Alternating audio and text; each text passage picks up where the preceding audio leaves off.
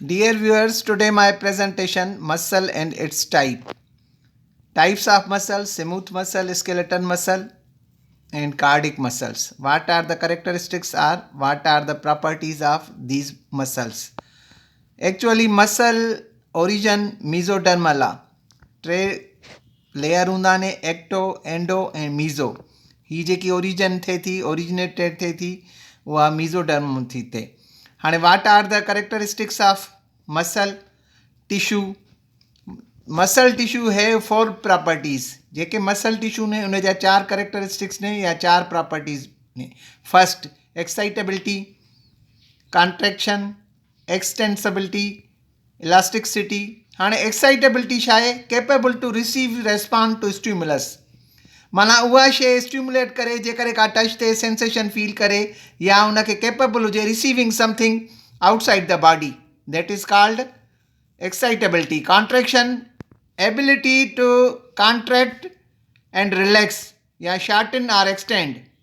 उहा करेक्टरिस्टिक्स आहे जंहिंमें कॉन्ट्रैक्ट थिए ऐं रिलैक्स थिए उहा एबिलिटी हुजे. इहो करेक्टरिस्टिक आहे मसल टिश्यूअ जो. एक्सटेंसिबिलिटी छा आहे? एबिलिटी टू स्ट्रेच और एक्सटेंड. स्ट्रेच थिए वरी बैक थिए. इलास्टिसिटी छा आहे?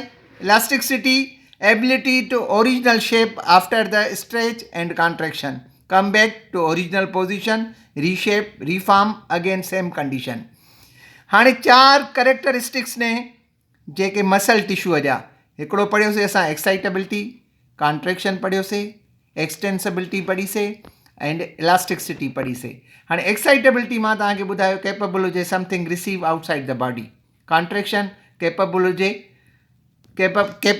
कॉन्ट्रैक्टिविटी टू एबिलिटी माना कॉन्ट्रैक्ट थिए ऐं रिलैक्स थिए. एक्सटेंसिबिलिटी स्ट्रेच थिए, शॉर्टन थिए ऐं एक्सटेंड थिए. Elasticity ability to its reback the again original form or reback again same condition. इनखे चवंदा आहियूं असां इलास्टिसिटी. हाणे these are the characteristics of muscle tissue. हाणे अचूं असां त मसल्स जा जेके टाइप्स ने. फस्ट ऑफ ऑल असां पढ़ंदासीं हाणे स्मूथ मसल. हाणे what are the smooth muscle. Smooth muscle खे डिफाइन कयूं. हाणे ही एनाटॉमिकली स्मूथ मसल जी फिगर आहे. हाणे इंटर कलेक्टेड हे डिस्क ने ऐं हे जेके ने न्यूक्लियस आहे. ही जेकी स्ट्रक्चर आहे इहा स्मूथ मसल जी आहे. हाणे स्मूथ मसल जी प्रॉपर्टीज़ कहिड़ियूं ने? नो स्ट्रेशन.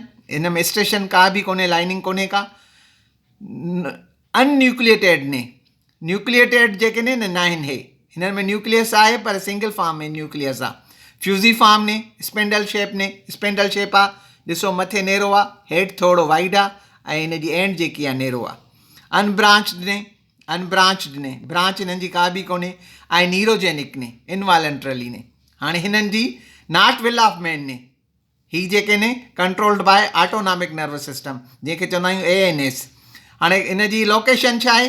Gastro intestinal tract, sensory, cardiac मसल, रीनल, जेनाइटल, इंटेग्यूमेंट एंड. हाणे हिन जो ॾिसूं त GIT गैस्ट्रो इंटेस्टाइनल ट्रैक में हिन जो जेको प्रेस्टल्सिस मूवमेंट थींदियूं आहिनि उहे कंट्रोल थींदियूं आहिनि थ्रो ऑटोनॉमिक नर्वस सिस्टम. इन में स्मूथ मसल्स हूंदियूं आहिनि. असां जॾहिं फूड खाऊं था from mouth up to rectum, in which में जेके मूवमेंट्स थियनि थियूं प्रेस्टल्सिस मूवमेंट थियनि थियूं. एसोफेगस आहे, स्टमक आहे, स्मॉल इंटेस्टाइन आहे, लार्ज इंटेस्टाइन आहे ऐं रेक्टम आहे. इन में जेके बि प्रेस्टल्सिस मूवमेंट थियनि थियूं ऐं फूड मूव थो थिए, फूड जी चर्निंग थिए थी, उहा थ्रो स्मूथ मसल थी थिए. हाणे सेंसरी अचूं.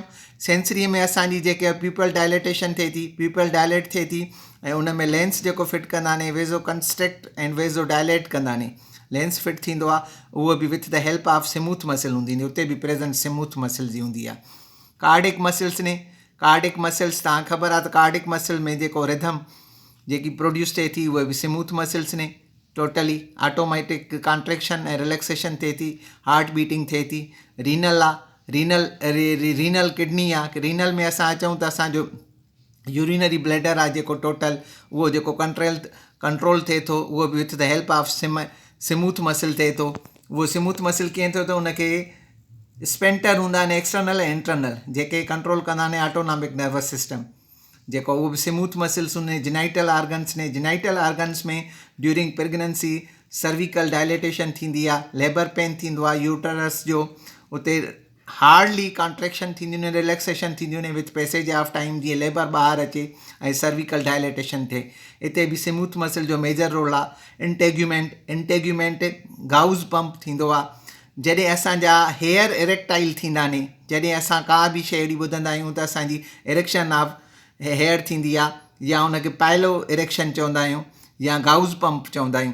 उन जे हेठां जेको लेयर हूंदो आहे उहो स्मूथ मसल जो हूंदो आहे, इंटेग्यूमेंट्री या स्किन जे, जंहिंजे थ्रू असांजी जेको इरेक्शन ऑफ हेयर थींदी आहे। ठीकु आहे। At the base of the hair follicles that is come work of smooth muscle. Smooth muscle खे विसरल बि चवंदा आहिनि, विसरल मसल बि चवंदा आहिनि, स्मूथ मसल्स बि चवंदा आहियूं।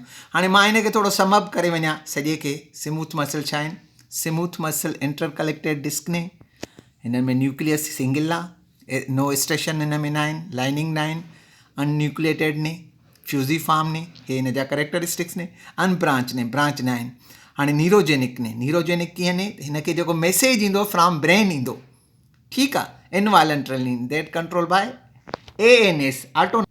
यूनिन्यूक्लिएटेड ने, सिंगल न्यूक्लियस आहे हिननि में, फ्यूज़ीफॉर्म ने, अनब्रांच ने, ब्रांचिस हिन जूं न आहिनि, ऐं फ्यूज़ीफॉर्म माना स्पेंडल फॉर्म में ने, ठीकु आहे। नैरोजेनिक हिन खे छो था चऊं? जेके टोटल सिग्नल्स अचनि था फ्रॉम ब्रेन टू स्मूथ मसल, खां ब्रेन खां जेके सिग्नल्स अचनि था उहे फॉलो थियनि था। हाणे लोकेशन तव्हांखे ॿुधाई, गैस्ट्रो इंटेस्टाइनल ट्रैक आहे, जेकी प्रेस्टलिसिस मूवमेंट थिए थी through the food from mouth up to rectum, उनखे जेको स्मूथ मसल्स ने। सेंसरी तव्हांखे मां एग्जाम्पल ॾिनो जंहिंमें पीपल डायलेटेशन थिए थी, वेज़ो कंस्ट्रक्शन ऐं वेज़ो कंस्ट्रक्शन थींदी आहे ऐं वेज़ो डायलेटेशन थींदी आहे। उन में लेंस फिट कंदा आहिनि, पीपल डायलेट कंदा आहिनि, ठीकु आहे। कार्डिक मसल्स ने, जेकी रिदम थिए थी कार्डिक जी, हार्ट बीट थिए थी। रीनल में तव्हांखे एग्जाम्पल ॾिनो त असांजो यूरिनरी जेको ब्लैडर आहे कंट्रोल थिए थो विथ यूरिन जो, उहो हिन जे करे थो। जिनाइटल जो सर्वाइकल तव्हांखे एग्जाम्पल ॾिनो त सर्वाइकल जेको आहे सो कॉन्ट्रेक्शन थींदियूं आहिनि, उन में लेबर पास ऑन थींदो आहे, यूट्रस जूं कॉन्ट्रेक्शन थींदियूं आहिनि विथ हेल्प ऑफ स्मूथ मसल। ऐं वेजाइनल में जेके स्मूथ मसल हूंदियूं आहिनि, जेके फैसिलिटेट कंदियूं आहिनि स्पर्म खे for the movement are towards the Fallopian tube. ऐं ऑलरेडी मूवमेंट स्पर्म कंदो आहे, पर उनखे फैसिलिटेट कंदियूं आहिनि। इंटेग्यूमेंट में गाउज़ पंप आहे, जंहिंखे पिलाई इरेक्शन थींदी आहे, हेयर जी इरेक्शन थींदी आहे, उनखे गाउज़ पंप बि चवंदा आहिनि at the end of hair follicles. हाणे अचूं असां come to the point, cardiac muscles. Cardiac muscles जेको आहे सो छा आहिनि? What are the cardiac muscles? हाणे हिन में स्ट्रेप्स ने अरेगुलरली, ही जेके ने स्ट्रेप्स ने, ही लाइनिंग आहे, इंटर कलेक्टेड डिस्क ने, हिन में ही लाइनिंग ने, ही ॾिसो लाइनिंग आहे, ऐं ही इंटर कलेक्टेड, ही जेको गैप आहे इंटर कलेक्टेड डिस्क आहे। हाणे स्ट्रिप्स रेगुलर इंटरवेल्स आहिनि, स्ट्रेटेड ने, अनब्रांच ने, सिलेंड्रिकल ने, ऐं यूनिन्यूक्लिएटेड ने। हाणे हिन में न्यूक्लिएटेड बि न आहिनि, ऐं सिलेंड्रिकल ने, ऐं अनब्रांच ने, ऐं स्ट्राइड ने, ऐं मायोजेनिक ने।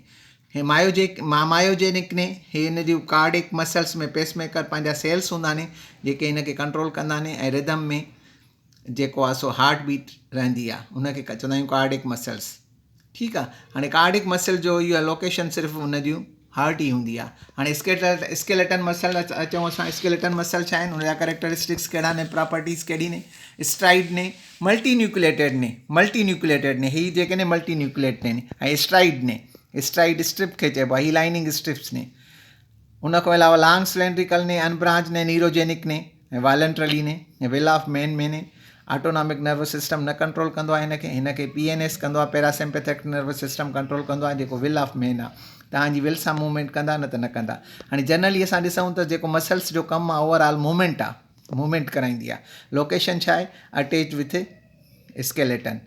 हाणे जेको असां टोटल पढ़ियोसीं, होॾे अची जेको असां हाणे पढ़ियोसीं, मसल पढ़ियूंसीं ऐं इट्स टाइप्स पढ़ियासीं। मसल्स में असां छा छा पढ़ियोसीं?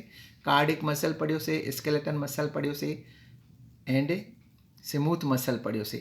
हाणे इहे जेके ओरिजन जेके थियनि था, ओरिजन मीज़ोडर्मिक ने, ऐं उनखां अलावा कार्डिक स्मूथ मसल खे विसरल मसल बि चइबो आहे।